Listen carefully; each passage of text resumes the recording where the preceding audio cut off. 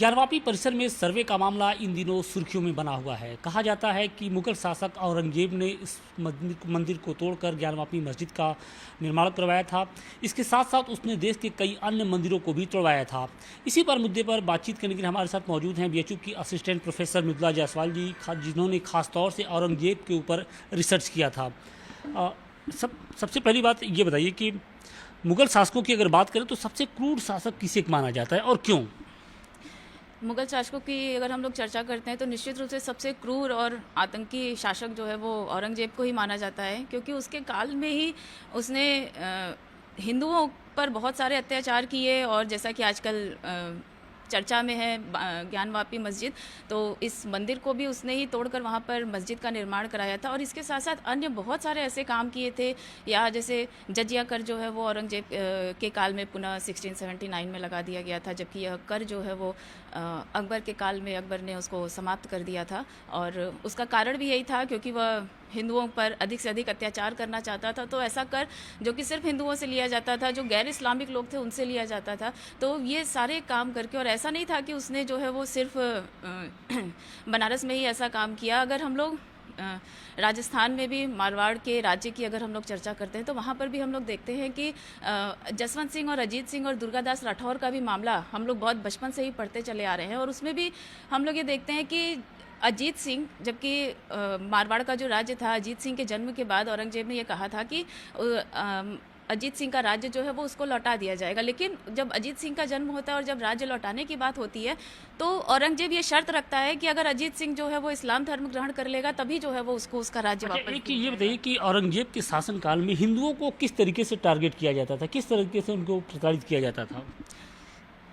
सबसे पहले तो उसने जो है वो जजिया कर लगाया, जिसके माध्यम से, और उसने ये आदेश दिया कि बहुत ही क्रूरता के साथ जिनके ऊपर भी जजिया कर लगाया जा रहा है उसको उनसे वसूली करना है। उसके लिए, क्योंकि औरंगजेब की दृष्टि में जो लोग जजिया कर देने वाले लोग थे वो लोग काफिर थे, तो इसलिए उनको किसी भी हद तक जाकर, किसी भी स्तर तक गिरकर जो है वो उनसे किसी भी हाल में जो है वो जजिया कर इकट्ठा करना था और ज़्यादा से ज़्यादा लोगों को जो है वो इस्लाम धर्म ग्रहण करना था। और उसने ये ऑप्शन भी रखा कि अगर आपको जजिया कर नहीं लगाना है, अगर आपको जजिया कर नहीं देना है, तो आपके पास बहुत सामान्य सा एक साधारण सा रास्ता आपके सामने है कि आप इस्लाम धर्म ग्रहण कर लीजिए, आपको जजिया कर नहीं देना पड़ेगा। और जिन लोगों ने इस्लाम धर्म ग्रहण किया जजिया कर न देने के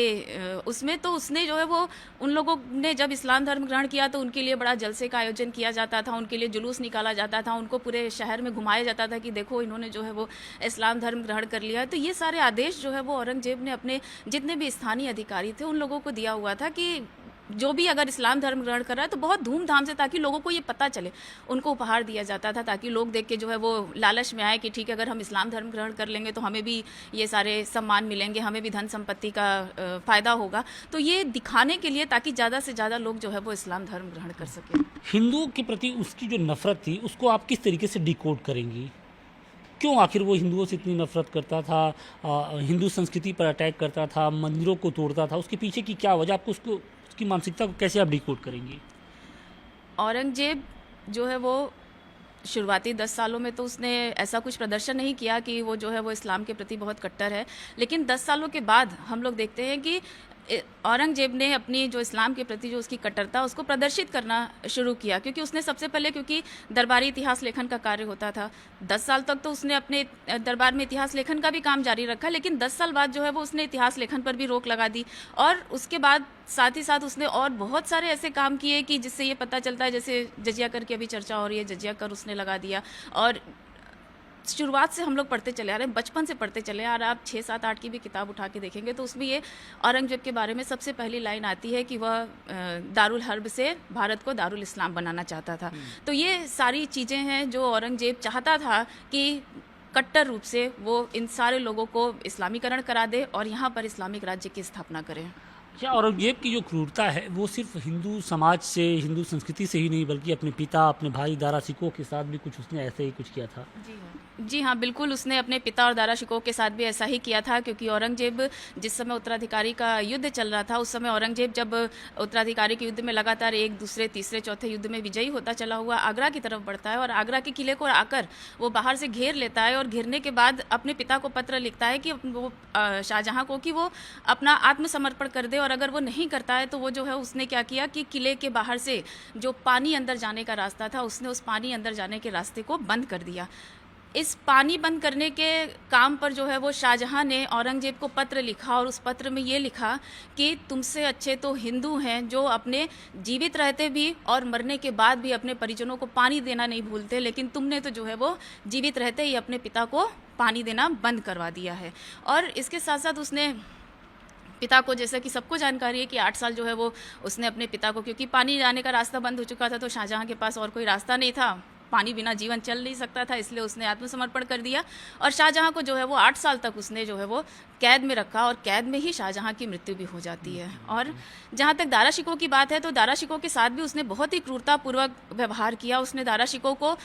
कैद किया। दारा शिकोह को जब वो उत्तराधिकार के युद्ध के बाद जब कैद कर लेता है तो कैद करने के बाद भी उसको जो है वो दिल्ली की सड़कों पे घुमाया जाता है कि देखो तुम लोग जिसको बहुत मानते थे उसकी आज क्या स्थिति है, और उसको बिल्कुल गंदे कपड़े पहनाकर, चेहरे पर कालिक पोत कर उसको गधे पर बैठा के जो है वो पूरी दिल्ली में घुमाया जाता है। और बाद में उसकी हत्या करने के बाद भी उसके शव को भी जो है वो औरंगजेब ने पूरे शहर में जो है वो घुमाया और लोगों को ये बताया कि देखो जिस पर तुम सबसे ज़्यादा भरोसा करते थे, जिसको तुम लोग मेरी जगह बादशाह बनाना चाहते थे, आज उसकी ये स्थिति है कि मरने से पहले भी उसकी बहुत बुरी स्थिति थी और मरने के बाद भी उसकी लाश को जो है वो पूरे जनता के सामने उसको प्रदर्शित किया गया। हालांकि बाद में हमने देखा कि जो औरंगजेब की कब्र है उसको लेकर भी विवाद हुआ, वो क्या विवाद था? औरंगजेब की कब्र को लेकर विवाद जो है वो असदुद्दीन ओवैसी जी के जाने से शुरू हुआ, और अभी तक तो औरंगजेब का कब्र जो है वो विवाद में नहीं था, लेकिन जैसे ही ओवैसी जी वहाँ जाकर चादर चढ़ाते हैं और फूल चढ़ाते हैं, वैसे ही यह कब्र जो है वो विवाद में आ गया है। और अब ये तो ओवैसी जी ही बता सकते हैं कि उनको ऐसी कौन सी ज़रूरत पड़ गई थी, ऐसी कौन सी आवश्यकता पड़ गई थी कि उनको जो है वो इतने वर्षों से तो शायद उन्होंने कभी जो है वो औरंगजेब की कब्र पर दर्शन करने नहीं गए होंगे, लेकिन अब कौन सी उनको आवश्यकता पड़ गई थी कि औरंगजेब की कब्र पर उनको जाना पड़ा।